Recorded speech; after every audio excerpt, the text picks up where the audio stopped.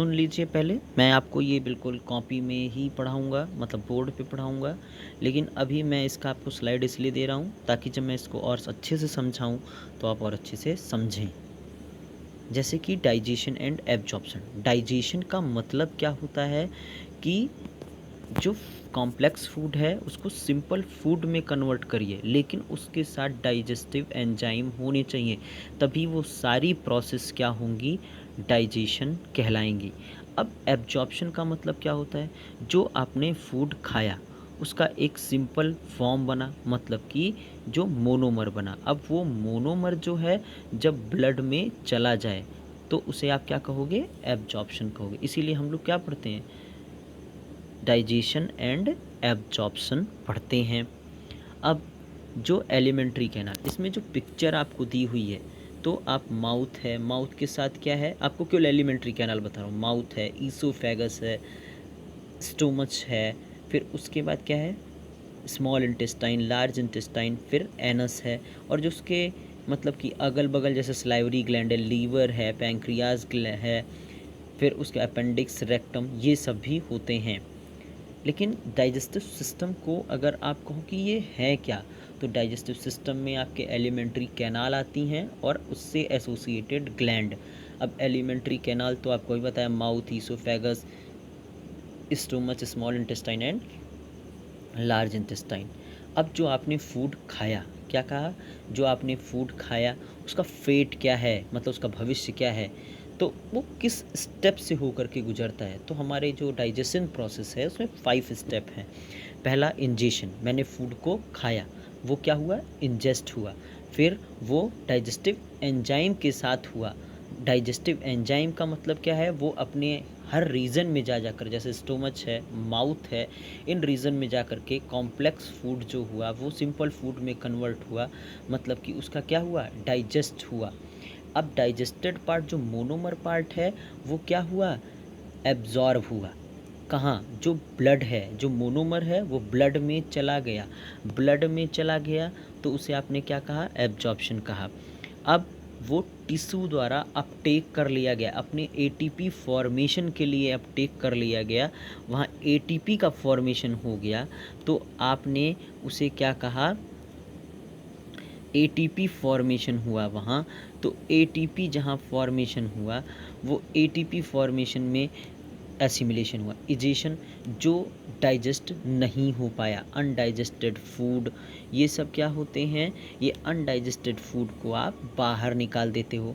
अब इन 5 स्टेप की short explanation, क्योंकि आज छोटा सा लेक्चर है, 5-6 मिनट का लेक्चर है, ख़त्म हो जाएगा। अब taking off food is called ingestion. अब food converted into simple form monomer called digestion. अब सिंपल फूड जो है वो ब्लड में चला जाए, एब्जॉर्प्शन। अब उसको टिश्यू द्वारा अपटेक कर लिया जाए तो उसे एसिमिलेशन कहते हैं। अब अनडाइजेस्टेड फूड को आपने क्या किया, एनल, थ्रू एनल कैनाल बाहर कर दिया, उसे आपने क्या, इंजेशन कहा। अब ये सिंपल ऑर्गेनिज्म में होती है, क्योंकि हमारी एनसीईआरटी कहती है, जब हमको शुरू में समझाती है कि ये सारी प्रोसेस एक यूनिसेलर ऑर्गेनिज्म से मल्टी सेलर ऑर्गेनिज्म में होती हैं। तो कॉम्प्लेक्स ऑर्गेनिज्म में तो हमने 5 स्टेप पढ़ लिया, लेकिन क्या अमीबा में भी 5 स्टेप होते हैं, हाँ बिल्कुल, अमीबा में भी 5 स्टेप होते हैं। कैसे होते हैं, तो जो taking off food by phagocytosis process, आपने क्या किया, इनटेक किया, इंजेशन। अब food vacuole with lysosomal attach हो गया, तो क्या हुआ, वहाँ लाइसोसोमल एंजाइम हो गए, तो ये प्रोसेस क्या हो गई, डाइजेशन। अब ये उसके सर्कुलेटरी फ्लूइड सर्कुलेशन, उसके पास जो है, अमीबा के पास जो उसका सर्कुलेशन, उसमें फूड चला गया। अब उस फूड को डिफरेंट फंक्शन, जैसे उसने क्या किया, चलने के लिए किया, उसने रिप्रोडक्शन के लिए किया, तो वो क्या हुआ, एसिमिलेशन। अब जो अनडाइजेस्टेड फूड है उसको क्या करेगा, थ्रू एक्सोसाइटोसिस प्रोसेस बाहर कर देगा, तो उसे क्या कहोगे, इजेशन कहोगे।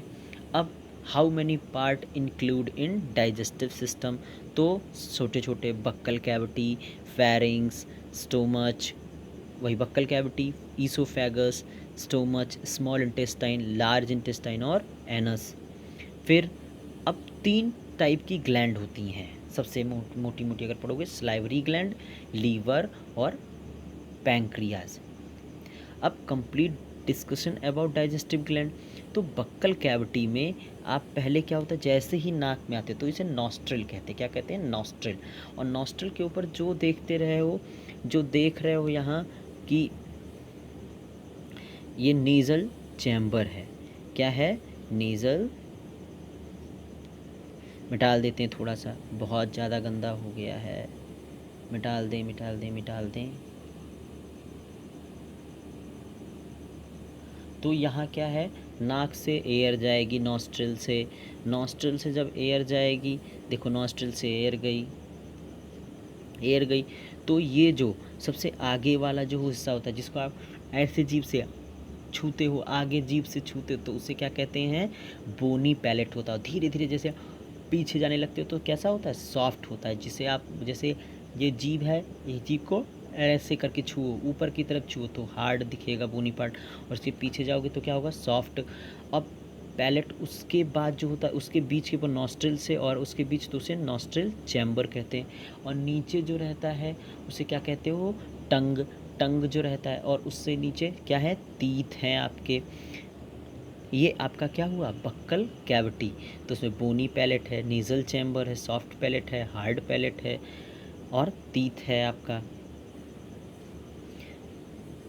अब जो माउथ होता है, माउथ आप क्या कहोगे? माउथ जो होता है ये आपसे पूछा जाएगा माउथ क्या है, तो कहोगे mouth is a termed as the anterior opening of the alimentary canal. तो और क्या करता है ये? Entry of alimentary canal, small opening between lip and teeth is known as vestibule. अब नॉस्ट्रिल क्या होता है? जब कोई पर्सन ब्रीद लेता है तो जहाँ से एयर जाती है जिस चैम्बर में, उस चैम्बर को आप क्या कहते हो? Nasal chamber. अब the lower part of buccal cavity, जहाँ टंग है, जिस टीथ प्रेजेंट है, और roof of the buccal cavity, जिसे आपने क्या कहा? पैलेट कहा। अब पैलेट क्या होता है? पैलेट जो होता है it is a roof of buccal cavity. लेकिन आगे वाला पार्ट कैसा है? बोनी है। लेकिन जो किससे जुड़ा हुआ सपोर्टेड होता है? मैक्सिला से। ये मैक्सिला से। और जो आपका इनर साइड, जैसे आप पीछे करते हो अपनी जीभ को ऐसे रोल आउट करके पीछे करते हो, तो वो सॉफ्ट पार्ट है जो किससे जुड़ा हुआ है? पैलेटाइन बोन से। जो यूवला, जो आपको यहाँ कलगी जो देखते हो, जैसे कि जब विक्स की गोली लो तो वहाँ खिंच खिंच जो लगता है वो यूवला है। उसे आप एक्सटेंशन ऑफ क्या कहोगे? सॉफ्ट पैलेट कहोगे। End of soft palate there small structure hanging close internal opening of nasal chamber. तो जो लटकता हुआ पोर्शन है खिंच खिंच, वो क्या होता है? इंटरनल जो इंटरनल ओपनिंग होता है किसका? नेजल चैम्बर का। धन्यवाद। आज के लिए इतना ही। डाइजेशन में आप अच्छे से पढ़ो और ध्यान से पढ़ो। मेरे चैनल को सब्सक्राइब करो, शेयर करो, ताकि मेरा और मनोबल बढ़े। Thank you.